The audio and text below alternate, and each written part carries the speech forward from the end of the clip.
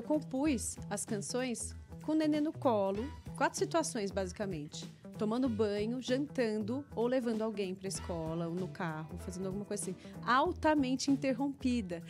A maternidade e a vida, de uma forma geral, tanto que eu fiz uma música chamada Cadê o Humor, que é para falar sobre carga mental, que não é só para mãe, é para todo mundo, né? Acho que a gente está vivendo um tempo de carga mental.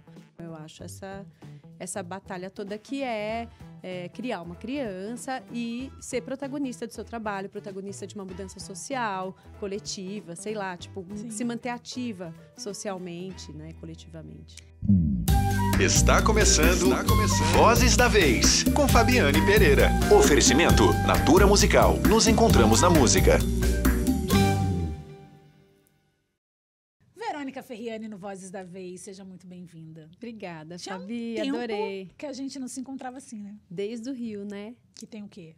Uns 10 anos, que é do meu disco, do meu primeiro autoral, que é Porque a Boca Fala, aquilo do que o coração tá cheio. Eu gravei esse disco lá contigo. 10 anos. 10 anos. Bom, vamos esquecer essa coisa de tempo linear, porque o tempo pode ser espiral. Verônica, eu gostei muito do seu disco. A gente estava aqui fofocando nos bastidores, porque é um disco que não fala só para mulheres. Não fala só para mulheres que querem ser mães ou que já são mães. É um disco que fala meio que para todo mundo que vive nessa estrutura patriarcal, né? Como é que ele nasceu? Ele nasceu a partir da minha maternidade, com certeza. Eu não posso negar. Eu acho que a maternidade deu uma virada de olhar, assim, sobre a narrativa feminina. Eu comecei a perceber o quanto faltava narrativa feminina no cancioneiro brasileiro. E, assim, não só de mulheres falando, mas de mulheres contando histórias que não estavam representadas, né? Que lacunas mesmo eu sentia, sabe? Dentro das canções. Assim, eu queria cantar algumas coisas, contar algumas histórias que não encontrava. Basicamente era isso. Você não encontrava nem para ouvir e nem pessoas te mandando composições a respeito? Nem composições novas, né? Raramente, assim. A gente estava conversando sobre isso agora há pouco. É uma pesquisa árdua encontrar esse tipo de recorte que eu trouxe para o disco. Sim. E me conta uma coisa. Quando a gente, acredito eu, né, se propõe a criar uma obra de arte, seja ela um quadro, seja ela um livro ou um disco, a gente, de alguma maneira, está em ebulição, né? Sim. Interna. Eu queria saber quais eram as ebulições que estavam dentro de você quando você criou ou quando o embrião desse disco duplo, Cochilo no Silêncio Vira Barulho, Irmã, e eu gosto muito desse Irmã, e a gente vai falar sobre isso. Quais eram essas ebulições? O que estava te atormentando a ponto de você transformar esses tormentos todos em arte? Eu tive 2 meninas, eu tenho uma menina de 4 anos, uma de 1, então, voltando a esse assunto da maternidade, foi o ponto de partida mesmo. Eu fui mãe na pandemia, o que criou um hábito, por ser casada com um médico, de que eu ficava em casa e ele trabalhou normal, né? E você ficava em casa atormentada, porque ele estava trabalhando na linha de frente, né? Exato. Além disso, que eu fiquei um tempo longe, com criança de meses, assim, a gente ficou um pouco longe, achando que era um negócio, enfim, que tinha que se proteger mesmo. E aí, a pandemia começou a passar e eu comecei a perceber que aquilo, que havia se criado um hábito, e que talvez mais do que um hábito, que era um sistema patriarcal atuando no nosso casamento, né? A forma da gente existir como casal. Por mais feministas que sejamos, né? Exatamente, né? Foi difícil. A partir do momento que eu poderia voltar a trabalhar, eu me sentia assim um pouco perdida, tanto porque a sociedade impõe limites, né? Dizem que até as feministas têm um passo para trás com mães, né? Algumas. E é uma questão mesmo, assim, a maternidade, ela tira você do mercado de um jeito meio cruel, às vezes. Meio não, cruel completamente. Às vezes completamente devastador. Sim. Né? E eu, nesse momento, comecei a perceber que eu precisava mudar dentro de casa, para começar. Né? Que eu tinha 2 meninas e qual é o jeito que eu vou coordenar as coisas aqui dentro para que eu volte a trabalhar, mas para que elas também tenham um exemplo de uma pessoa que sempre viajou 3, 4 meses por ano para trabalhar e agora vai voltar a trabalhar também, de repente num outro formato. De que maneira que você passa para suas filhas essa autonomia que você sempre teve, né? Exato, e que eu estava sem. E aí, na sequência, minha mãe também ficou doente, meio junto. Minha mãe ficou doente, uma doença sem diagnóstico ainda. E eu sendo casada com médico, filha de médico, perda de controle total. Então, foi muito impactante também, assim, revisar a minha relação com a minha mãe, né? E eu acho que essas duas coisas amparam o disco o tempo inteiro. Estão direcionando o disco o tempo inteiro. Mas eu acho que tem muito mais do que isso, que é um olhar mesmo crítico que eu sempre tive e livre, né? Eu sempre desejei ter a mesma liberdade, nunca desejei ser um homem. E eu acho que isso é uma questão também nas músicas, nas canções, né? Que é um recorte não de quem quer tá colocando uma linguagem masculina, vamos dizer assim, sim, sabe? Sim. Mas sim de uma liberdade, de um respeito, né? De uma igualdade nesse sentido. E aí as composições começaram a nascer nesse período entre o nascimento de uma filha e de outra, ou você já tinha alguma coisa na gaveta que você foi juntando nesse período? Como é que foi esse processo? Na verdade, eu criei esse projeto porque eu queria muito também... Eu tinha feito um disco que você conhece, Porque a Boca Fala, aquilo que o Coração Tá Cheio, que era, basicamente... Ele tem os seus traços feministas, por quê? Porque ele conta 11 histórias vividas por uma mesma mulher, histórias de amor. Sim. Então, ele já começa dizendo, olha, temos liberdade. A mulher real, não aquela mulher romantizada, né? Aquele romance platônico. E aí, eu percebi um mea-culpa, que eu não tinha convidado uma mulher para fazer... Né? Eram músicos incríveis, como são, né? A produção do Gustavo Ruiz, com Marcelo Cabral, e o Rodrigo Campos o tempo inteiro no front, Guilherme Held, Serginho Machado. Mas eu percebi que eu não tinha chamado nenhuma mulher para contar histórias que eram femininas. Vou te dar um consolo.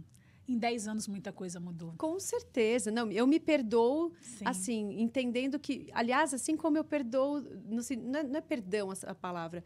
E é o que eu falo com meu marido, estamos construindo um casamento melhor. Esse disco que eu fiz está construindo um casamento melhor. Claro. Não fosse ele chegar em outras pessoas como tem chegado, e ele está sendo bastante ouvido dentro da minha bolha, né? Ele resolveu, assim, de certa forma, ele elaborou uma série de questões que a gente tinha, né? E a gente está indo juntos. Sim.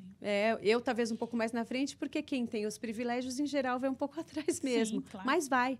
Né? Eu acredito muito nisso.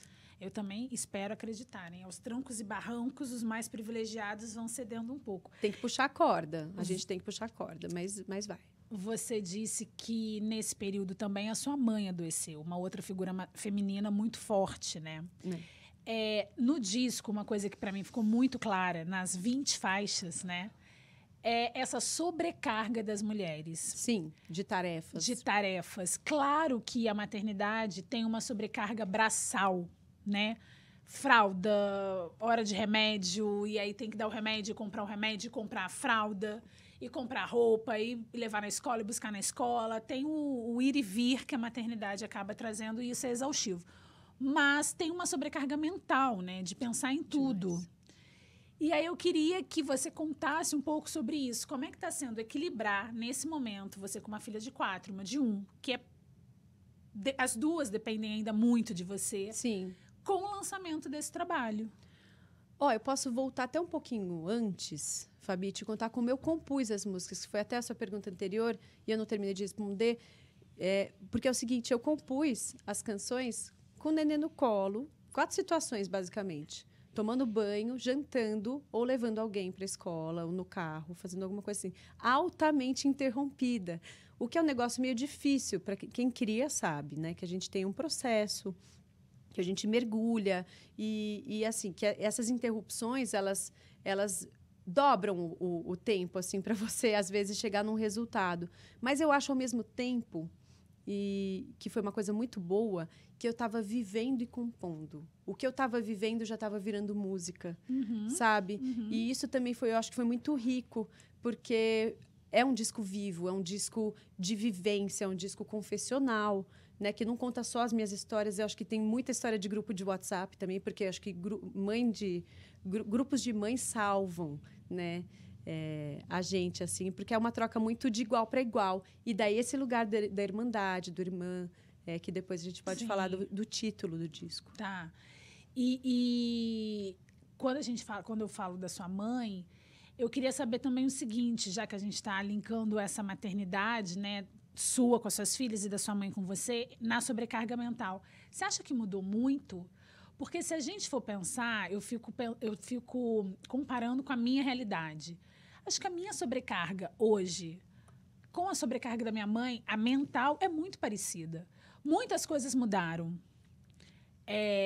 Entre o casamento da minha mãe e do meu pai, o meu e do meu marido. Mas eu acho que a sobrecarga ainda é muito parecida com a da minha mãe, que é muito parecida com a da minha avó.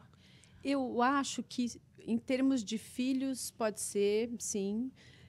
Eu acho que estamos num novo tempo. Aí é que eu acho que complica, porque a gente está fazendo muito mais sinapses por dia, muito mais relacionando muito mais coisas e trazendo e sendo muito mais cobrada, eu acho, né? Já dentro do mercado de trabalho, de um mercado às vezes mais competitivo. Então, por isso que a nossa ainda é eu quase acho tão... que é Porque assim, o que eu fico pensando minha mãe tinha jornada tripla. Também de Ela trabalho e trabalhava casa.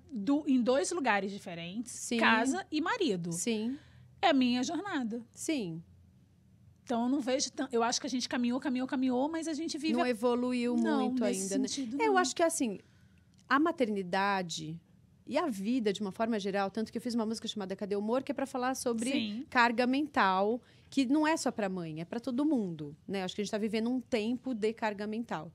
Então, eu acho que ela sempre, assim, está aumentando no sentido que a gente está se cobrando e tá cada vez também um pouco mais tendo que se especializar em várias coisas ao mesmo tempo, né? Eu, como cantora, eu Sim. escrevi o projeto do edital, eu entrego, eu faço caos. planilha, Sim. né? Assim, essa é a realidade de uma artista independente que eu sou.